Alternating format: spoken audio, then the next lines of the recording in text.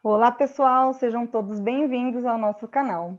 Eu sou Juliana, uma das representantes da Associação dos Moradores da Região da Figueira Branca, a FIBRA, e junto comigo hoje estão também os representantes Sabrine. Tudo bem, Sabrine?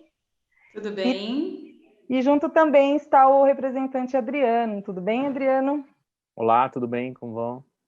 Para quem está chegando agora e ainda não conhece, a Fibra é composta pelos bairros da Estância Figueira Branca, Parque Niágara, Chácara Nova Essen, Vila St. James 1 e 2, Chácaras Campo Limpo e o Recreio Santo Antônio. Essa é a segunda eleição que a Fibra contribui com a política municipal, entrevistando os candidatos a prefeito. E hoje, dando continuidade nas entrevistas com os candidatos a prefeito de Campo Limpo Paulista, vamos conversar com o candidato o professor Rui, do PT, que além de professor do ensino médio na rede pública privada, né, pública e privada, também já foi vereador da nossa cidade no mandato de 2001 a 2004. Tudo bem, Rui? Oi, Juliana, tudo jóia, Sabrine, Adriano e demais membros da Fibra, tudo em ordem. Obrigado. Gostaria só de destacar que nós selecionamos as perguntas que nos foram enviadas pelos moradores e também pelos membros da Fibra, para fazer ao candidato, que terá o tempo de 2 minutos em média para responder as perguntas, com o tempo total dessa entrevista de até 30 minutos, tudo bem? E para começar, Rui, eu vou fazer a primeira pergunta. A pergunta que eu vou fazer foi enviada pela moradora Maria Helena sobre educação. Candidato, como será feita a ampliação de vagas das creches mencionadas no seu plano de governo? E complementando, Rui, com a pergunta da moradora Soraya, que diz, dada a escassez de creches em nossa região, quais outras ações estão previstas no seu plano de governo? Bem, boa noite a todos mais uma vez. A creche é um grande desafio para nós, né? A atual administração está entregando uma creche agora, deve diminuir um pouco a fila de creches, né? Nós temos hoje uma lista de 770 vagas, né? E a demanda é gritante, né? Como é que a gente pretende trabalhar com o aumento de vagas? Não tem solução mágica. Nós precisamos de recursos que, muito provavelmente, eles devem vir de outros níveis do governo, né? Nós temos o governo do Estado de São Paulo, o governo da União e o governo municipal. O município de Campo Limpo ele tem um orçamento muito restrito, muito pequeno. Isso não é novidade para ninguém. A gente, hoje, se a gente fosse dizer, não, vou construir uma creche, iniciarei no meu primeiro ano de governo, pura demagogia. A gente não vai conseguir fazer porque a gente não tem dotação orçamentária para isso. O nosso compromisso é o quê? São projetos de médio e longo prazo. A construção de uma creche depende da verificação do levantamento de áreas públicas disponíveis para tal. Você tem áreas públicas, por exemplo, área verde, que você não pode mexer, né? A área de proteção ambiental, que também não. Então, áreas públicas disponíveis, o primeiro passo, fazer um levantamento das áreas públicas disponíveis. O segundo passo, dotação orçamentária.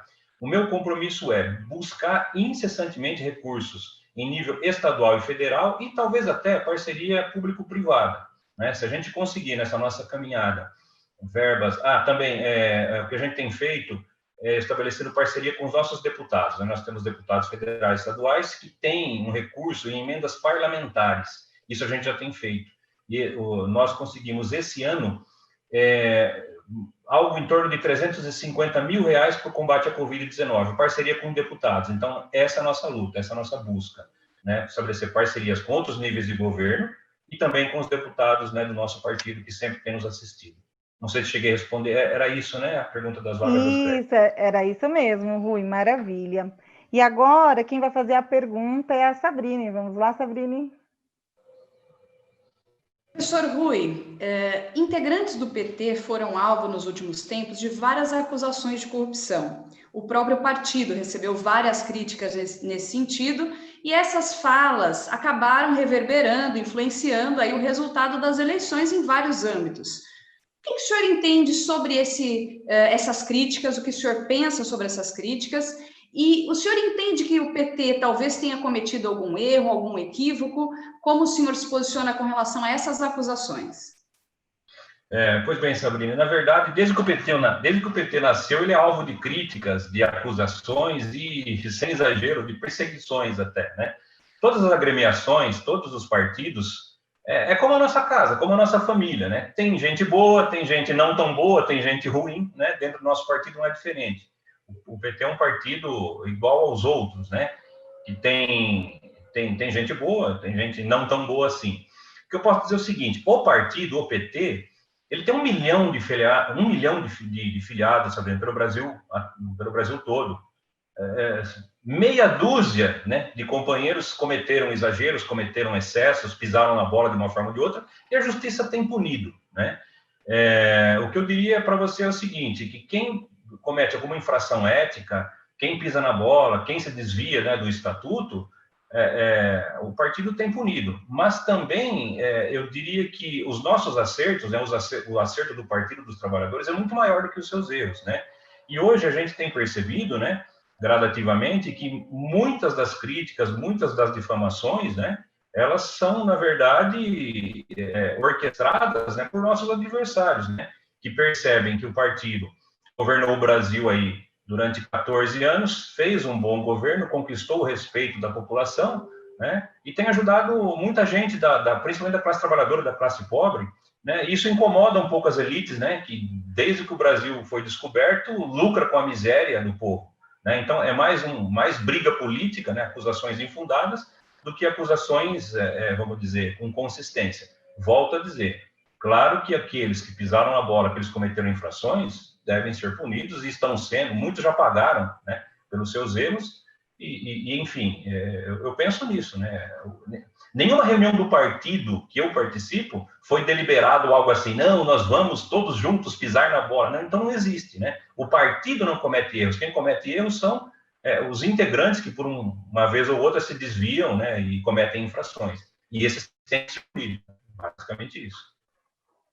Obrigada, Rui, pela resposta. Agora quem vai fazer a próxima pergunta é o Adriano. Vamos lá, Adriano. Professor, a pergunta que eu tenho aqui é da nossa moradora Maria Fernanda. Bom, o senhor deve ter acompanhado, a gente tem um sério problema no Brasil de modo geral com a questão das queimadas, né? E aqui no nosso município não é diferente, né? Há bem pouco tempo ali perto da SSO, né, que chama Secretaria de Serviços e Obras, né? Anos, né?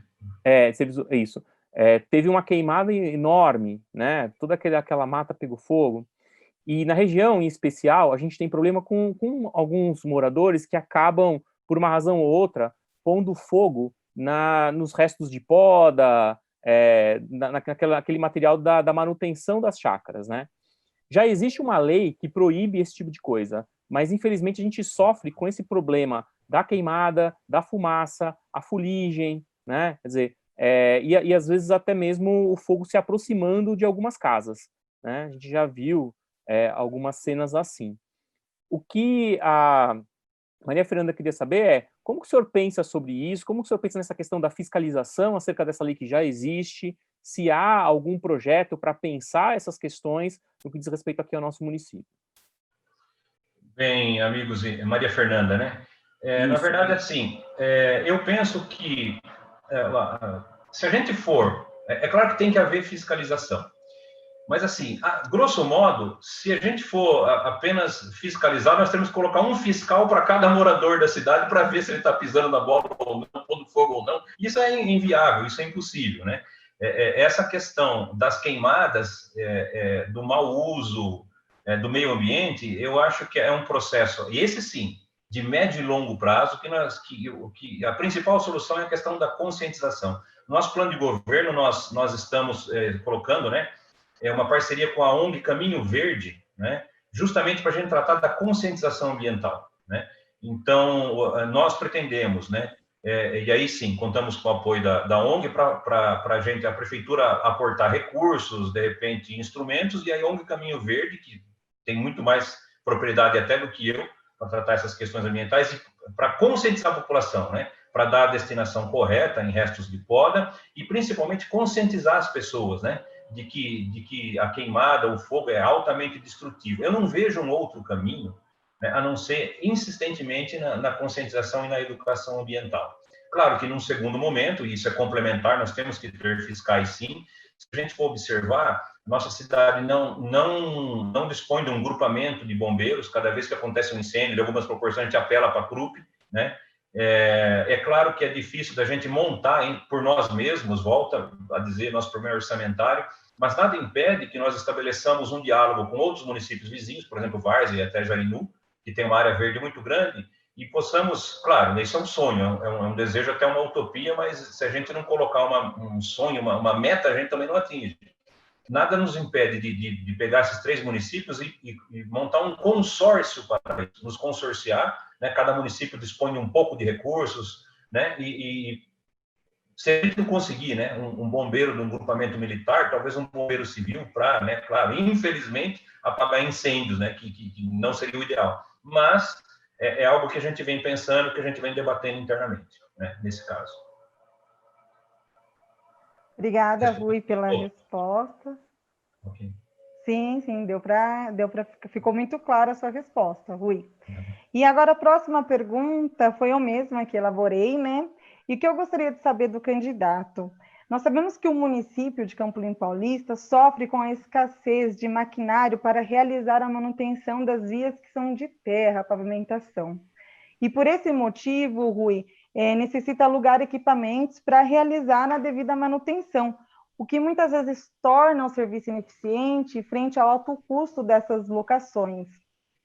Então, diante disso, Rui, o que eu gostaria de saber? Qual que é a proposta que o candidato apresenta junto ao seu plano de governo para resolver essa questão? Novamente, uma possível solução é a solução consorciada. Se não me falha a memória, no primeiro governo da presidenta Dilma, ela criou um programa, eu não vou me lembrar o nome do programa, mas eu vou descrevê-lo, né? Porque a gente acompanhou um pouco, não muito de perto, tão perto quanto gostaria, né? Mas acompanhamos algumas ações, e esse programa era um programa justamente que viabilizava a compra de máquinas e equipamentos. Existia um pool, né? Existia lá um mix, uma retroescavadeira, um caminhão caçamba e uma máquina patrol, que eles chamam, né?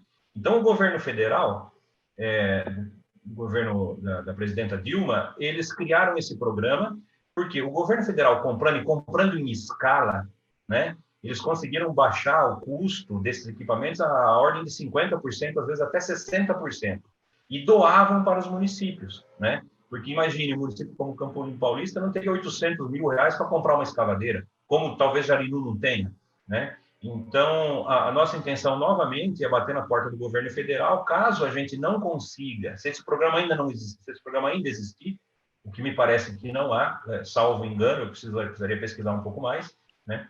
Mas eu acredito que não há esse programa mais. Mas, se não houver, a solução é, novamente, o consórcio. Volto a dizer, a gente sabe que o município de Jarinu, que é bem vizinho da região de vocês ali, né, uma região limítrofe, também sofre do mesmo problema. Eles têm, segundo a última conversa que eu tive com o prefeito Lorenzini, isso há um tempinho atrás, eles têm mais de 70% das vias do município são vias de terra. Então, quando chove, é um desastre para eles também, né? O que talvez facilitaria essa posição, né, da gente comprar de maneira consorciada. Um pouco de recurso de Campo Limpo, um pouco de recurso de Jarinu, um pouco de recurso de Várzea, talvez, né? A gente poderia estar comprando esses equipamentos para evitar a locação e o aluguel que se torna caro. É uma ideia, né? É possível fazer, mas temos que estar assumindo a prefeitura para ver se realmente... né? Mas é uma possível ideia. Okay? Sim. Obrigada, Rui. Eu acredito que o nosso município tem mais de 100 quilômetros de terra, é bastante coisa mesmo, né? Vamos agora para a próxima pergunta, e quem vai fazer a pergunta é a Sabrine. Vamos lá, Sabrine. Professor Rui, essa pergunta foi enviada a nós pelo morador Fabrício. A preocupação dele é a de muitos outros moradores aqui da região com a questão da segurança. Dentro dos limites da competência do município, a gente queria entender se o senhor tem planos ou ideias para pensar na segurança nas regiões mais periféricas, mais distantes do centro. Porque nós temos uma preocupação grande em razão de termos, quando a gente chama ou quando a gente pede apoio policial, uma demora, resultados às vezes não muito satisfatórios e até mesmo uma deficiência do patrulhamento preventivo, ostensivo. Então, nós gostaríamos de entender qual é a ideia, qual é o plano, o projeto do candidato com relação a essa questão da segurança, focando regiões como a nossa, mais distantes do centro. Realmente, Sabrina, esse é um outro grande desafio. A gente sabe que a segurança pública ela é um tema abrangente, complexo, e extrapola a questão do policiamento, enfim, né? Estudos mostram que a diminuição da desigualdade social, o investimento em cultura, em educação, esporte, lazer, e trabalho, emprego, né, diminuem, né, a marginalidade e a criminalidade. Quando a gente fala em segurança, então ela deve ser trabalhada na nossa maneira de pensar, deve ser trabalhada de maneira direta e indireta, né? Então, os investimentos que a gente vai fazer, que a gente pretende fazer em cultura, lazer, educação, em todas essas áreas que eu falei, vamos dizer, no amplo do social, tendem a tirar o jovem, que normalmente é o agressor, é aquele que comete crimes, e no Campo Limpo, a maior parte da violência social são os crimes contra o patrimônio, é o furto, o roubo, né? Agora, o que o município pode fazer é tentar uma gestão integrada entre as polícias civil, militar e a guarda municipal, que está sob o nosso comando, e principalmente eu gostaria de dar um caráter bem, vamos dizer assim, humano para a guarda municipal. A gente pretende fazer o chamado trabalho preventivo. A Guarda Municipal tem uma possibilidade da gente trabalhar com ela de maneira a prevenir a violência, com rondas Maria da Penha, que prevê justamente o crime contra a mulher, o patrulhamento nas escolas, nos horários de aula, enfim, a gente buscar a prevenção, né, que está à nossa alçada, né, que está sob a alçada do município. É claro que a gente não tem gestão sobre a polícia militar, porque é estadual, e a civil também, mas estabelecer parcerias, né? É que a região do centro a gente consegue fazer monitoramento, que está no nosso plano. Já nas regiões mais distantes, como a de vocês, não sei se seria possível, mas também, né, investir em iluminação pública e talvez as principais vias, talvez seja possível a gente estabelecer câmeras de monitoramento, que faz parte do nosso projeto também. É um desafio, mas nós temos que tentar, ok? Maravilha, Rui. Agora quem vai fazer a próxima pergunta é o Adriano. Vamos lá, Adriano. Professor, a próxima pergunta também é da moradora Maria Fernanda e o tema é o nosso plano diretor. Né? O assessor acompanhou, recentemente Campo Limpo aprovou o plano diretor aqui do município. Não sem muita controvérsia, sem muita discussão, uma série de questões aí. E a moradora pergunta o que o senhor acha do plano diretor, como que o senhor avalia, né, e como que o senhor pretende atuar com ele aí numa possível eleição. Como você disse, o plano é controverso, ele tem pontos positivos, tem pontos polêmicos, né? A minha gestão, a gestão que eu gostaria de fazer é uma gestão democrática. Eu não acredito, amigos da Fibra, se me permite dizer assim, eu não acredito em iluminados, né? Eu não sou o tipo de pessoa que vou fazer campanha dizendo, não, votem em mim que eu vou resolver os problemas. Longe disso, isso é demagogia, né? Se vocês observarem no nosso programa de governo, nós temos aquilo que a gente chama de orçamento participativo, né? Que dá para a gente extrapolar a questão do orçamento. Então, eu gostaria de fazer um amplo debate com a sociedade e, se preciso for, fazer isso com o plano diretor também. Nós temos a questão do zoneamento, nós podemos rever isso, se for o caso, né?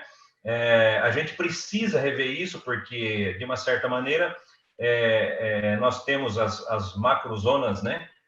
Ambientais, que eu gostaria, em alguns casos, né, para geração de emprego e renda, estabelecer parcerias com pequenas associações ou até com pequenas cooperativas, né, para a gente gerar emprego através de hortas comunitárias, né? Então, talvez seja necessário a gente rever isso em alguns pontos e, por que não, então, fazer uma revisão democrática, chamar a população mesmo para a gente debater e conversar.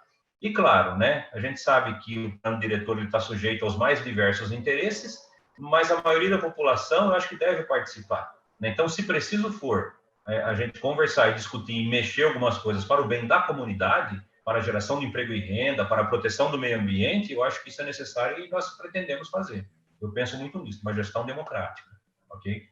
Se o senhor puder rapidinho fazer um comentário, a gente tem uma preocupação quanto ao empreendimento que tem sido anunciado da Feirinha da Madrugada. Como que o senhor entende esse empreendimento, essa iniciativa aí para o município?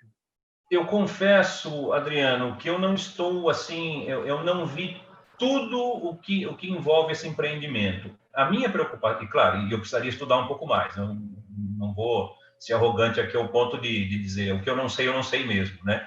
E eu precisaria estudar um pouco mais. O que me preocupa com relação a esse empreendimento é justamente a questão, um dos pontos, né, que eu me dá apreensão, que tem sido anunciado uma infinidade de boxes, movimentação, garagem para 100 ônibus, 200, numa região urbana, né? Então, a questão do trânsito pode ser meio que confusa se realmente isso for acontecer, se esse empreendimento for levado a cabo.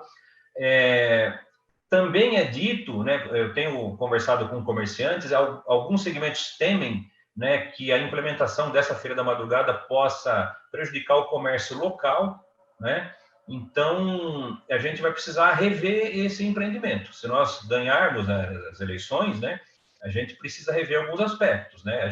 Não adianta a gente trazer um empreendimento, claro, para gerar emprego e renda, isso é importante, mas não adianta a gente trazer emprego e renda à custa de, vamos dizer, de causar um caos no trânsito, pelo menos uma parte da cidade, e levar à falência outros comércios, porque você ganha num lado e perde do outro. Meu pai tem um ditado que eu gosto muito, né, e às vezes acho que serve aqui, né? O que você ganha na foice, você perde no machado.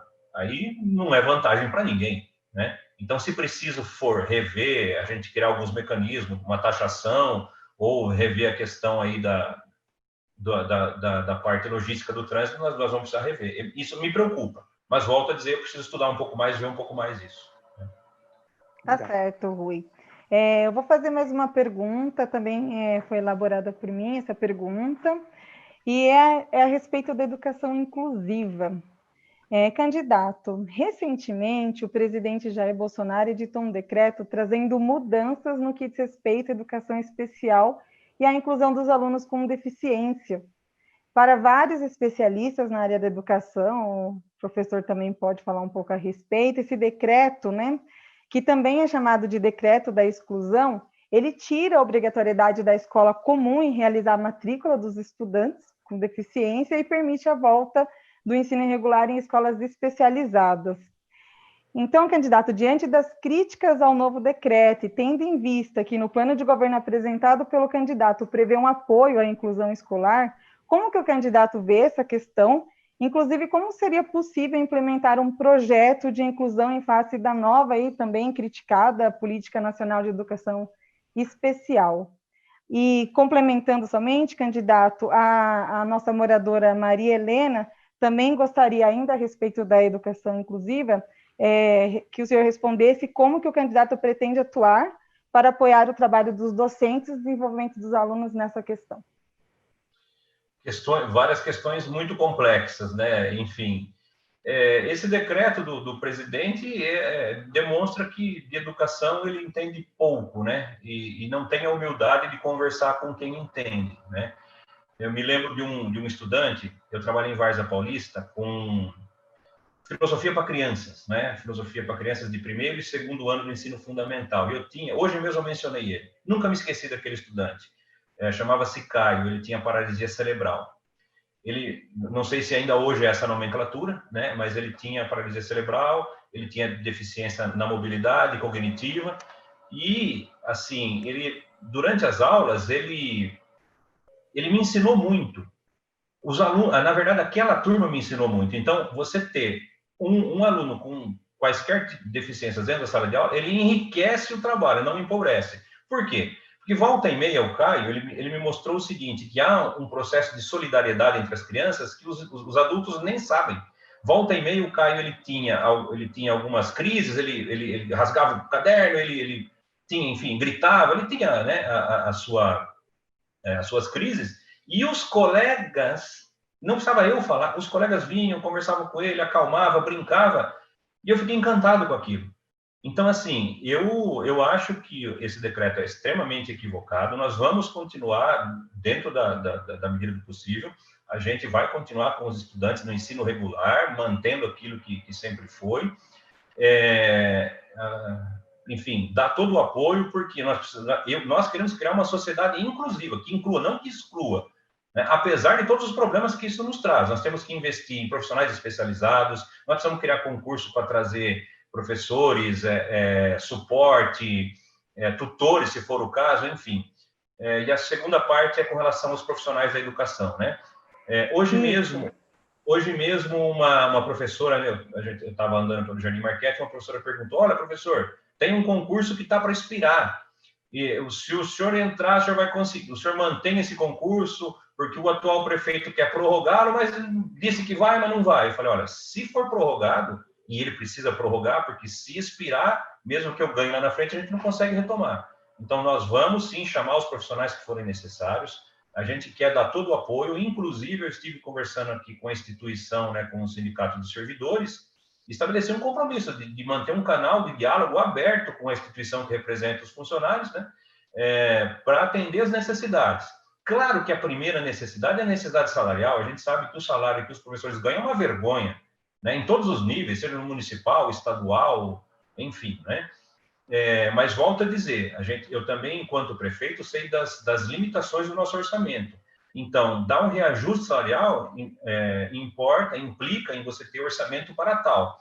É claro que, ao menos a inflação, é mais do que justo, né, a gente manter, né? Então, o meu compromisso com a educação é manter uma educação inclusiva, de qualidade, nos melhores moldes possíveis. Como servidores, a gente fazer o possível para criar condições de trabalho boas, para, né, manter as escolas em ordem, aquilo que for necessário, equipamentos, e, claro, dentro do possível, dar ao menos o reajuste da inflação. Se houver dotação orçamentária, aumento real de salário, por que não? E estabelecer um canal de diálogo, um canal aberto de diálogo para ver as necessidades, enfim, os problemas do dia a dia das escolas, para a gente poder atuar, para a gente poder agir de maneira, no mínimo, justa, né? Obrigada, Rui, pela resposta. Agora vamos para a última pergunta, por conta do nosso tempo, antes das considerações finais, que será feita pela Sabrine. Vamos lá, Sabrine. Professor Rui, a moradora Carmen tem uma preocupação que também é nossa com relação à coleta de lixo. Aqui nós temos vias na região da Figueira Branca que nem são alcançadas pela coleta, o caminhão não chega. E nós também temos uma deficiência de regularidade em alguns momentos, especialmente quando a gente tem o encerramento do contrato. Até haver nova contratação da empresa, novo processo para que se regularize a questão contratual, a gente tem um gap, um intervalo, e os lixos vão se acumulando, os sacos vão se acumulando. Então, a gente gostaria de saber do candidato qual é o plano ou o projeto para que a coleta de lixo se torne melhor, mais regular, mais eficiente e sem interrupção. É outro desafio, né, Sabrina? Vamos ser honestos. É cobrar, né? Na verdade, a administração pública, ela tem que estar um passo além, né? Se a gente sabe que o contrato vai vencer daqui a 3 meses ou 2 meses, não adianta esperar vencer para depois, né, a gente pensar no assunto. Então, um dos pontos nossos aí, seria uma gestão mais dinâmica, uma gestão mais transparente, democrática e mais eficiente, né? Então, eu pretendo fazer uma gestão onde a gente possa, em primeiro lugar, capacitar, né, os funcionários, os servidores, para que isso não aconteça, né? É verdade que essa questão do lixo, ela é uma questão importante. Então, para que o contrato não vença, temos que nos antecipar, né? Já preparar as licitações, preparar uma licitação onde a gente consiga cobrar, né, da empresa coletora a manutenção do serviço de qualidade, né? O estabelecimento de pontos, e aí sim, vale a democracia, vale a gestão democrática, porque ninguém melhor do que os moradores, principalmente dos bairros de vocês, que são afastados, né, o caminhão talvez não passe em todas as ruas, né? É isso, né? Ele passa em algumas vias, você tem pontos de coleta onde os moradores vão colocando. Então, dialogar com os moradores dos bairros, ver, né? Achar aí um denominador onde não fique muito longe, muito distante para o morador depositar o seu lixo, o seu resíduo, que possa também facilitar para o caminhão entrar, porque às vezes rua muito acidentada também fica difícil. Então, achar um ponto aí de equilíbrio entre a distância que o morador se locomove para depositar o seu lixo, e aí sim, fazer uma gestão para colocar caçambas, né, dignas, porque você disse muito bem, né, às vezes você passa em determinados locais, a lixeira, né, a caçamba, ela está quebrada, ela está arrebentada, e seria interessante que colocar isso na licitação, né, que a responsabilidade da caçamba seja da empresa, para o município economizar, os moradores também, né, enfim. Então, uma gestão mais democrática, dialogada. Eu penso nisso, né, a gente se antecipar os problemas e fazer a coisa de maneira a contemplar todos, de maneira democrática, ouvindo principalmente, volto a dizer, o morador da região, né? Que ele que sabe do problema, ele que sabe, né? Eu lá, prefeito no meu gabinete, se o morador não participar, não me falar, eu não teria condições mesmo de agir em cima da concessionária.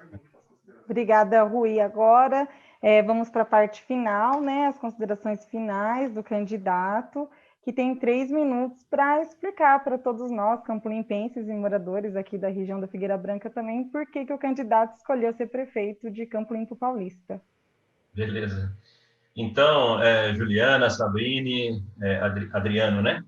E demais membros da Fibra, eu fico, em primeiro lugar, né, eu quero agradecer imensamente a Juliana, né, que fez essa ponte, fez esse contato, agradeço a valorosa oportunidade de estar debatendo com vocês, e eu escolhi ser candidato porque nós vemos muitos problemas na cidade, são talvez problemas para além, né, da nossa capacidade de organização. A gente sabe que administrar é um desafio num país como o nosso, né, onde o governo federal e estadual nem sempre estão preocupados, né, com as camadas mais pobres, nem sempre, né, estão atendendo às necessidades, garantindo os direitos. Aliás, nos últimos anos, na nossa singela opinião, nós perdemos muitos direitos, né? Direitos trabalhistas, direitos sociais, direitos humanos estão sendo violados. E eu decidi ser candidato porque não adianta eu ficar em casa reclamando com a minha esposa, brigando, né, reclamando de braço cruzado, a gente não muda nada, né? Então, eu e meus companheiros de partido, dentre eles alguns vereadores, né, nós decidimos nos colocar à disposição, né? Bolamos um plano de governo simples, humilde, não são propostas mirabolantes, não estou prometendo, eu estou me comprometendo, né, junto com a população, buscar saídas, buscar soluções. Volto a dizer, não acredito em salvador da pátria, aquele discurso, olha, vota para mim porque eu sou o mais inteligente, eu fiz doutorado, eu fiz mestrado. Não, mestrado ajuda, eu fiz, mas ele aponta caminhos, mas as soluções, né, elas têm que ser de maneira democrática. A nossa sociedade é muito complexa, as soluções também serão complexas, mas assim, como disse um grande sociólogo, né, nenhuma sociedade coloca problemas que ela não possa resolvê-los. Mas a grande sacada é justamente isso, é a sociedade. O prefeito sozinho pouco faz. Eu preciso, né, do compromisso dos moradores, eu preciso da ajuda da população, e eu tenho certeza que juntos a gente pode avançar. Se a gente não conseguir dar conta de tudo em 4 anos, a gente encaminha muita coisa. Alguns problemas a gente consegue resolver, algumas coisas são de curto prazo, outras de médio prazo, outras até de longo prazo, né? E para isso eu preciso, né, do apoio para a minha candidatura e para os meus vereadores, né? Eu costumo insistir, né? O meu partido, infelizmente, nessa última gestão não fez nenhum vereador, isso faz uma falta terrível. Então, se alguns dos senhores e das senhoras que me vêm nesse momento decidirem votar para a minha pessoa, vote também no candidato a vereador da minha chapa. Temos lá pais e mães de famílias muito dedicados, pessoas comprometidas mesmo com o nosso plano, com a nossa ideia, e é por isso que eu resolvi sair candidato. Para resumir, para fechar, porque a gente precisa arregaçar as mangas e trabalhar. Não adianta a gente transferir os problemas, nós temos que assumir nossa responsabilidade e tentar fazer o melhor possível. É isso. Obrigada, Rui, pela sua participação. Agradecemos muito, como nós aqui da Associação dos Moradores da Região da Figueira Branca. Boa sorte na sua campanha, na sua caminhada. Agradeço também a Sabrine por ter participado e agradeço também o Adriano. Muito obrigado, pessoal. Tenham uma boa noite para todos. Boa noite. Boa noite, obrigada. Obrigado, boa noite.